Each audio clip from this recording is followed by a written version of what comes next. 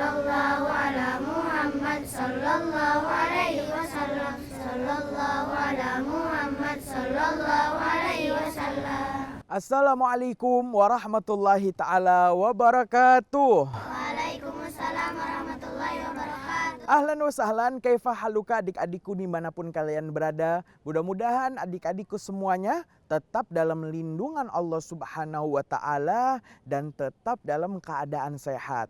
Nah, adik-adikku ketemu lagi nih dengan Kak Fauzan tentunya di Teladan Anak Soleh. Alhamdulillah pada kesempatan ini Kak Fauzan telah ditemani oleh adik-adikku dari SDIku Banat Al-Bahjah Pusat. Gimana adik-adikku, sehat semuanya? Sehat. Siap mendengarkan kisah? Siap. Nah, adik-adikku yang di rumah selama 1 kali 30 menit ke depan Kak Fauzan akan melanjutkan kisah perjalanan Rasulullah SAW tepatnya 2 tahun sebelum beliau SAW wafat. Nah, adik-adikku, dikatakan dan dikisahkan dalam sejarah bahwasanya nih adik-adik, pada tahun ke-9 Hijriah ketika Rasul berusia 62 tahun ada beberapa kejadian. Di antaranya adalah Rasulullah SAW mendengar bahwasanya kaum Quraisy Mekah melanggar perjanjiannya dengan Nabi, yaitu perjanjian Hudaybiyah. Maka saat itu Rasulullah yang mengetahui pengkhianatan kaum Quraisy mempersiapkan para sahabatnya sebanyak 10.000 sahabat Nabi untuk mendatangi kota Mekah dan membebaskan kota Mekah daripada kemusyrikan kepada Allah Subhanahu wa ta'ala. Maka Nabi bersama 10.000 sahabatnya berjalan dari kota Madinah menuju kota suci Mekah Al-Mukarramah. Saat itu adik-adikku sedang bulan Ramadan, di mana para sahabat Nabi dan Rasulullah semuanya sedang berpuasa. Tetapi saat itu Nabi SAW memerintahkan kepada para sahabatnya untuk membatalkan puasa mereka karena ada uzur, yaitu kecapean dalam perjalanan. Nah, adik-adikku, di tengah perjalanan menuju pembebasan kota Mekah, tiba saja rombongan Rasulullah menemui seorang mata-mata yang selalu mengintip kegiatan kaum muslimin. Ternyata nih adik-adik, mata-mata tersebut adalah seseorang yang bernama Abu Sufyan, salah satu kaum Quraisy Mekah. Maka saat itu para sahabat Nabi menangkap Abu Sufyan dan membawa ke tenda baginda Nabi. Setelah bercakap-cakap bersama Nabi, Abu Sufyan pun Allah berikan hidayah dan memeluk agama Islam. Nah, adik-adikku, saat itu Rasulullah SAW memerintahkan sahabat beliau yaitu Khalid bin Walid untuk memasuki kota Mekah dari dataran rendah dan mengatakan, "Wahai Khalid," kata Rasul, "jangan engkau bunuh orang-orang yang tidak menyerangmu, tetapi bunuhlah orang atau kaum Quraisy yang hendak menyerangmu." Maka saat itu Sayyidina Khalid bin Walid masuk dari dataran rendah dan menemukan beberapa orang yang ingin menghalanginya. Serta sahabat Khalid sesuai perintah Nabi menyerang mereka semua. Dan saat itu rombongan Rasulullah SAW bersama berapa ribu kaum Ansor dan Muhajir masuk melalui dataran tinggi Mekah, di mana Khalid bin Walid melalui dataran rendah dan Rasulullah masuk Mekah melalui dataran tinggi. Sehingga orang-orang Mekah, musyrik-musyrik Mekah merasa terkepung dan mereka takut apa yang akan terjadi selanjutnya. Nah, adik-adikku, pada saat itu Rasulullah SAW memerintahkan kepada pamannya yaitu Al-Abbas untuk membawa Abu Sufyan dan menaruh Abu Sufyan di tempat jalan masuk di mana kuda-kuda kaum muslimin secara berbondong-bondong mulai memasuki kota Mekah. Maka saat itu Abu Sufyan melihat bagaimana hebatnya 10.000 tentara Islam yang memasuki kota Mekah untuk menaklukkan kota suci Mekah. Di situ tiba-tiba saja nih adik-adik, Abu Sufyan melihat ada seorang sahabat Nabi yang bernama Sa'ad. Terlihat bahwasanya nih adik-adik, saat itu mengatakan, Sa'ad bin Ubadah mengatakan kepada Abu Sufyan dan menoleh ke arah Abu Sufyan, "Wahai Abu Sufyan, al-yauma yaumul malhamah." Hari ini adalah hari peperangan. Sehingga Abu Sufyan merasa takut dan Abu Sufyan merasa khawatir keluarganya yang belum masuk Islam akan dibantai habis-habisan oleh pasukan kaum muslimin.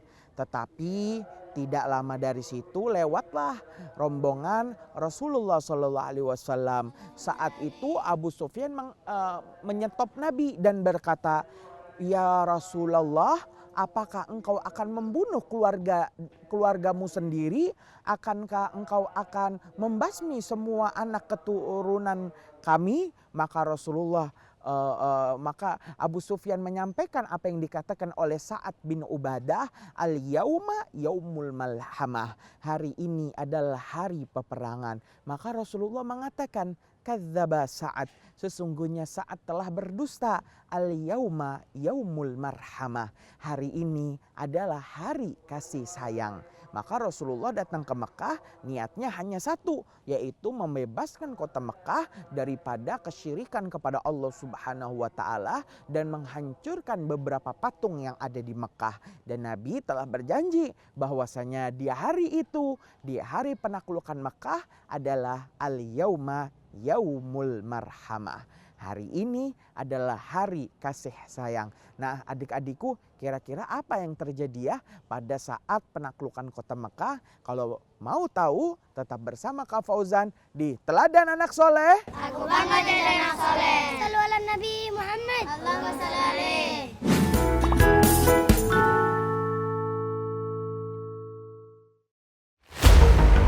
Allahumma ya Rabbana ya Allah, ya Allah, ya Allah. Kami datang ke tempat ini karena kami ingin dekat dengan kekasihmu Nabi Muhammad.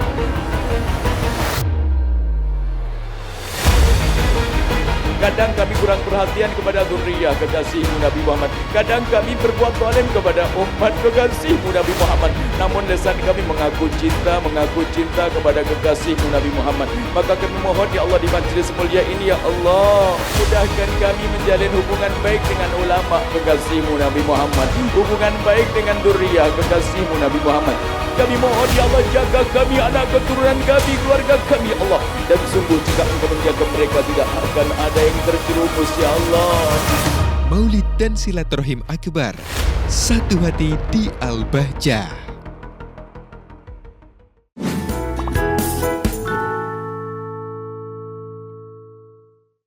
Nah, adik-adikku, maka saat itu Rasulullah SAW bersama para sahabatnya masuk ke kota Mekah dan ingin menaklukkan kota Mekah. Maka Nabi saat itu mengatakan, "Barang siapa, hai orang-orang Mekah, barang siapa engkau masuk ke Masjidil Haram, maka kalian akan selamat. Dan barang siapa yang dia memasuki rumah Abu Sufyan, maka dia juga akan selamat. Dan barang siapa yang mereka tetap di dalam rumah mereka dan mengunci pintu rumah mereka, mereka pun akan aman dari kami kaum muslimin." Maka semua kaum Quraisy yang masih menyekutukan Allah, mereka semua menunggu apa yang akan terjadi terhadap nasib mereka di dalam rumah-rumah mereka. Kemudian adik-adikku, Rasulullah SAW masuk ke kawasan Masjidil Haram, di mana di sekitar Ka'bah terdapat 360 berhala yang setiap hari secara bergantian disembah oleh mereka kaum Quraisy. Maka Nabi pun menghancurkan semua berhala-berhala tadi bersama para sahabatnya, sehingga jelas kota Mekah suci daripada penyembahan berhala. Sehingga dalam keputusasaan mereka kaum Quraisy di rumah mereka, Rasulullah SAW saat itu memberikan kabar gembira, idhabu fa'antumut tulaqa. Pergilah kalian hai kaum Quraisy, sesungguhnya kalian aku bebaskan.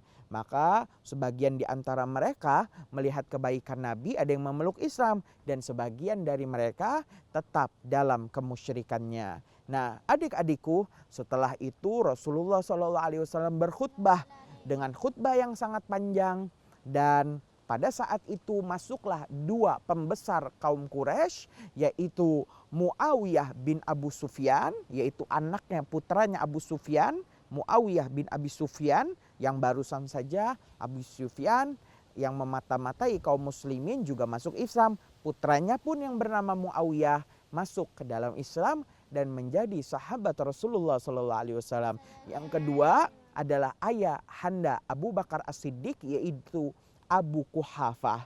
Setelah berkhutbah, Nabi SAW mengadakan baiat. Maka semua orang berbaiat di hadapan baginda Nabi, berjanji di hadapan baginda Nabi. Pun kaum wanita semuanya berbaiat di hadapan Nabi bahwasanya mereka para wanita muslimah tidak akan menyekutukan Allah Subhanahu wa taala. Kedua, mereka tidak akan mencuri. Ketiga, mereka tidak akan melakukan kehinaan zina. Keempat, mereka tidak akan membunuh anak-anak mereka sendiri, di mana dilakukan di masa jahiliyah, mereka para wanita membunuh putri-putri mereka sendiri, bahkan menguburnya dalam keadaan hidup. Kelima, mereka tidak akan melakukan buhtan atau pura-pura hamil di hadapan suami mereka. Dan yang keenam, mereka pun berjanji dan berbaiat kepada Nabi untuk selalu taat kepada perintah Rasulullah Sallallahu Alaihi Wasallam. Maka di saat yang sama nih adik-adik, tahun ke-9 Hijriyah, saat Fathu Makkah, penaklukan Mekah, ada beberapa kejadian yang luar biasa. Di antaranya Rasulullah SAW meminta kepada seorang muadzin yang bernama Bilal bin Rabah untuk mengumandangkan azan di atap Ka'bah atau di atap Baitullah, rumah Allah. Kemudian Rasul mengutus beberapa para sahabatnya menaiki kuda ke daerah-daerah kabilah-kabilah yang di situ terdapat berhala yang mereka sembah dan sangat besar patungnya. Di antara yang dihancurkan adalah patung Uzza, patung Suwa, dan patung Manah. Maka semuanya dibasmi pada hari penaklukan Mekah. Kemudian Rasulullah SAW selama di kota Mekah 10 hari lamanya Rasulullah selalu melakukan qashar salat, yaitu salat yang 4 rakaat hanya bisa dilakukan sebanyak 2 rakaat mengqashar, dan ini adalah awal syariat daripada mengqashar salat. Nah, adik-adikku, pada saat itu tiba saja turunlah wahyu dari Allah Subhanahu wa taala lewat malaikat Jibril yang mengatakan, idza jaa nasrullahi wal fath wa ra'aitan nas sayadkhuluna fi dinillahi afwaja fasabbih bihamdi rabbika wastaghfir innahu kana tawwaba. Maka apabila, kata Allah, telah datang pertolongan dari Allah Subhanahu wa taala dan pembebasan Mekah, dan engkau Muhammad akan melihat mereka manusia berbondong-bondong masuk ke dalam agama Islam, maka oleh karena itu Muhammad, sembahlah Tuhanmu dan berbanyaklah istighfar, sesungguhnya Allah Subhanahu wa taala Maha menerima taubat. Turun surat An-Nasr ayat 1-4 menyatakan bahwasanya kota Mekah akan menjadi kotanya kaum muslimin dan pusat agama Islam. Nah, adik-adikku, 1 tahun berikutnya, maksud Habib, tidak lama dari setelah pembebasan kota Mekah, Rasulullah SAW mendengar bahwasanya ada 2 kabilah kaum Arab, yaitu Bani Thaqif dan Bani Hawazin. Mereka 2 kelompok ini bersekutu untuk menyerang kaum muslimin yang masih berada di kota Mekah. Maka saat itu juga Rasulullah SAW bersama 10.000 sahabatnya, 2.000 orang yang baru masuk Islam saat Fathu Mekah, dan 80 dari musyrik Mekah yang masih menyekutukan Allah, mereka semua bersepakat untuk menyerang kaum Hawazin dan Bani Thaqif ini. Maka saat itu Rasulullah mendatangi daripada daerah Hunain. Dan perang ini pun dinamakan perang Hunain. Ketika Rasulullah dan bersama 12.000 lebih sahabatnya sampai di tempat tersebut, mereka menemukan bahwasanya dua kabilah ini telah siap dengan panah-panah mereka. Sehingga kaum muslimin dihujani oleh panah-panah dan kaum muslimin terpojok. Sehingga saat itu Sayyidina Abbas mengatakan, "Ya ashab bayatir ridwan, wahai orang-orang yang telah berbaiat kepada Nabi di pohon Ar-Ridwan." Maka saat itu para sahabat Nabi pun kembali lagi, dan saat itu Allah Subhanahu wa taala membantu kaum muslimin dari serangan kabilah Hawazin dan Thaqif dengan junud lam tarauha, tentara yang tidak dapat dilihat oleh mata, di mana para malaikat pun turun ikut bersama rombongan orang-orang muslim sehingga mereka meraih kemenangan. Dan banyak di antara kaum musyrik yang ikut dalam perang ini pun saat itu masuk ke dalam agama Allah Subhanahu wa taala. Maka dikatakan nih adik-adik, saat itu sebagian kaum Hawazin dan Bani Thaqif yang selamat, mereka melarikan diri ke daerah Taif. Nah, kira-kira apa yang dilakukan Nabi ya oleh orang-orang yang kabur ke dataran tinggi Taif? Kalau mau tahu, tetap bersama Kak Fauzan di Teladan Anak Soleh. Aku bangga jadi anak soleh. Sallu ala Nabi Muhammad.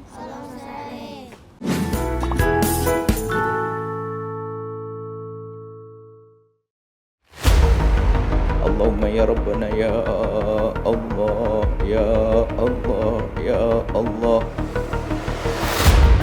Kami datang ke tempat ini karena kami ingin dekat dengan kekasihmu Nabi Muhammad.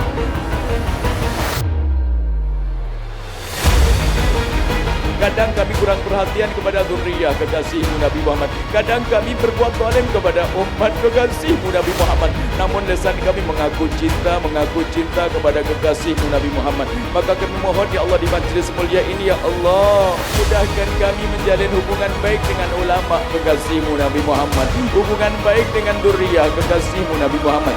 Kami mohon ya Allah, jaga kami, anak keturunan kami, keluarga kami ya Allah. Dan sungguh jika Engkau menjaga mereka, tidak akan ada yang terjerumus ya Allah. Maulid dan Silaturahim Akbar, satu hati di Al-Bahjah.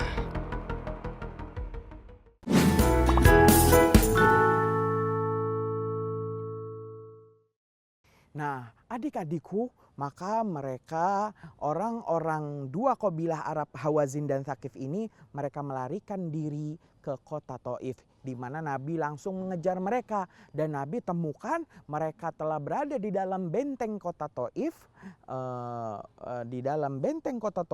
dengan bekal selama 1 tahun. Maka mereka pun langsung memanah Nabi, dan saat itu Nabi mengepung mereka kaum Hawazin dan Bani Thaqif di kota Taif di dalam benteng mereka selama 18 hari lamanya. Sehingga Nabi juga melemparkan kepada mereka dengan sebuah manjanik, yaitu katapel besar nih adik-adik, yang memuat sebuah batu yang disiram dengan minyak tanah dan dibakar dan dilemparkan ke benteng mereka sehingga merobohkan beberapa tembok dari benteng mereka. Nah, adik-adikku, Nabi pun akhirnya meninggalkan mereka di dalam bentengnya, dan Nabi sempat menginap di daerah Ji'ra'nah di sekitar Mekah selama 13 hari, dan Nabi pun kembali ke kota Mekah setelah Nabi keluar dari Mekah selama 2,5 bulan. Nah, adik-adikku, 1 tahun kemudian terjadi perang Tabuk, di mana perang Tabuk ini Nabi mendengar bahwasanya ada tentara Romawi yang mereka bersiap di negeri Syam yang akan menyerang kaum muslimin di negeri Arab. Maka Nabi mempersiapkan 30.000 orang, di mana 30.000 orang ini adalah orang-orang yang dalam keadaan susah. Karena saat itu kota Madinah mengalami musim kemarau dan mengalami ekonomi yang sulit, sedangkan buah-buahan sedang berbuah di mana mereka harus memanen buahnya. Tetapi Nabi tetap keluar dengan 30.000 sahabatnya. Saat itu Nabi meminta bantuan kepada sahabat yang kaya raya untuk menolong biaya peperangan. Tetapi sayangnya nih adik-adik, sesampainya kaum muslimin di Tabuk, ternyata mereka tidak menemukan orang-orang Romawi di daerah tersebut. Adik-adikku, orang-orang munafik juga tidak ikut dalam perang Tabuk ini, di mana mereka orang munafik mengatakan kepada sesama munafiknya, uqu'udu ma'al qa'idin, duduklah kalian bersama orang-orang yang duduk, sehingga mereka meminta izin kepada Nabi untuk tidak ikut hadir dalam perang Tabuk, dan Nabi mengizinkan mereka. Nah, adik-adikku, setelah Nabi balik lagi ke kota Madinah, orang-orang munafik mempersilakan Nabi untuk menjadi imam di masjid mereka, yaitu Masjid Dirar. Maka Nabi bertanya, apa alasan mereka membangun Masjid Dirar?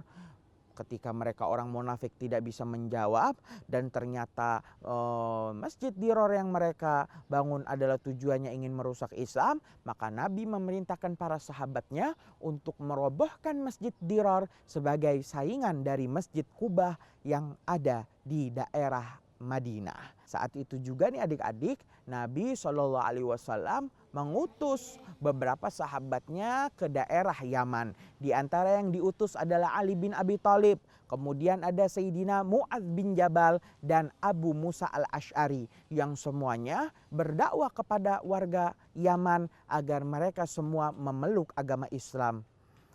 Nah, adik-adikku, tidak lama dari situ Rasulullah SAW melakukan haji wada, di mana Nabi keluar dari Madinah menuju Mekah bersama 90.000 sahabatnya.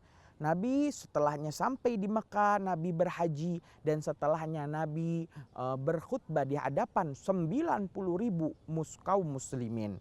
Saat itu Nabi menerima wahyu yang mengatakan, al-yauma akmaltu lakum dinakum wa atmamtu alaikum ni'mati wa raditu lakumul islam madina. Allah Subhanahu wa taala berfirman, hari ini telah aku sempurnakan agama kalian dan aku sempurnakan atas kalian kaum muslimin nikmatku, kata Allah, dan aku telah rela Islam sebagai agama kalian. Maka saat itu nih adik-adik, Rasulullah selesai melakukan haji wada, di mana itu adalah haji terakhir di usia Nabi 63 tahun. Ada beberapa kejadian, di antaranya adalah pembangkangan daripada seseorang bernama Musailamah al-Kadzab, yang saat itu dia mengaku sebagai seorang nabi setelah Nabi Muhammad sallallahu alaihi wasallam. Jelas Musailamah adalah seorang nabi palsu, dan Musailamah pun sampai-sampai membuat satu surat yang menyaingi surat Al-Fil. Dia katakan, kata nabi palsu ini, Al-Fil, gajah. Wa malfil, apa itu gajah? Wa ma adraka malfil, tahukah kamu apa itu gajah? Lahu udhunun lahu anfun tawil, dia punya belalai yang panjang, walahu udhunun kabir, dan dia punya telinga yang sangat besar. Surat gajah yang dibuat oleh Musailamah ingin menyaingi daripada surat Al-Fil yang Allah turunkan, yang diturunkan oleh Allah Subhanahu wa taala. Adik-adikku, pada tahun yang sama Nabi mendakwahi daripada kaum Nasrani Najran, di mana Nabi mengajak mereka semua masuk agama Islam. Tetapi ternyata nih adik-adik, kaum Nasrani Najran mereka berkata, sesungguhnya kami telah Islam dari orang Islam itu sendiri, dan kami lebih Islam dari orang Islam itu sendiri. Kami sesungguhnya telah menyerahkan diri kami kepada Tuhan kami. Tetapi Nabi membantahnya, kami orang Islam berbeda dengan kalian kaum Nasrani di 3 keadaan. Pertama, kalian telah menyembah salib. Kedua, kalian memakan daging babi. Dan ketiga, kalian berkeyakinan bahwasanya Allah Subhanahu wa taala mempunyai seorang putra. Padahal dalam ayat dijelaskan apa nih adik-adik? Lam yalid walam yulad walam yakul lahu kufuwan ahad. Sesungguhnya Allah tidak memiliki putra dan Allah juga tidak memiliki putri. Nah, adik-adikku, mereka pun membantah lagi pernyataan Nabi ini. Lantas Muhammad, bagaimana kedudukan Nabi Isa yang lahir tanpa seorang ayah kalau bukan Isa itu adalah anak Tuhan? Maka Nabi menjawab, Inna mathalam Isa indallahi kamathali Adam khalaqahu min turab tsumma qala lahu kun fayakun. Sesungguhnya Isa yang tidak memiliki ayah adalah bagaikan Nabi Adam yang lebih dahsyat karena lahir tanpa ayah dan tanpa ibu. Itulah kedudukan Nabi Musa adalah sebagai seorang nabi dan seorang rasul. Nah, adik-adikku, inilah beberapa hal yang dilakukan oleh Nabi SAW di saat-saat terakhirnya. Bahkan nih, Nabi menyiapkan tentara yang berpanglimakan Usamah yang baru berusia 17 tahun. Tapi tentara ini tidak jadi berangkat karena Rasulullah SAW ditimpa sakit yang sangat dahsyat. Nah, kira-kira bagaimana kelanjutan kisah Nabi sakit dengan penyakitnya? Apakah Nabi SAW meninggalkan dunia ini? Tak terasa nih adik-adik, sudah 1 kali 30 menit Kak Fauzan menemani adik-adikku semuanya. Fa insya Allah kita akan ketemu lagi pada jam dan acara yang sama. Tentunya masih dengan Kak Fauzan di Teladan Anak Soleh. Aku bangga menjadi anak soleh. Salu ala Nabi Muhammad. Allahumma salli alaihi. Muhammad bin Abdullah bin Abdul Muttalib bin Hashim bin Abdul Manaf bin Qusay bin Kilab bin Murrah bin Ka'ab bin Lu'ay bin Ghalib bin Fihrin bin Malik bin Nadar bin Kinana bin Huzaimah bin Mudarika bin Ilyas bin Murrah bin Nidar bin Ma'ad bin Adnan ila Ismail sallallahu ala Muhammad sallallahu alaihi wasallam sallallahu ala Muhammad sallallahu alaihi wasallam sallallahu ala Muhammad sallallahu alaihi wasallam.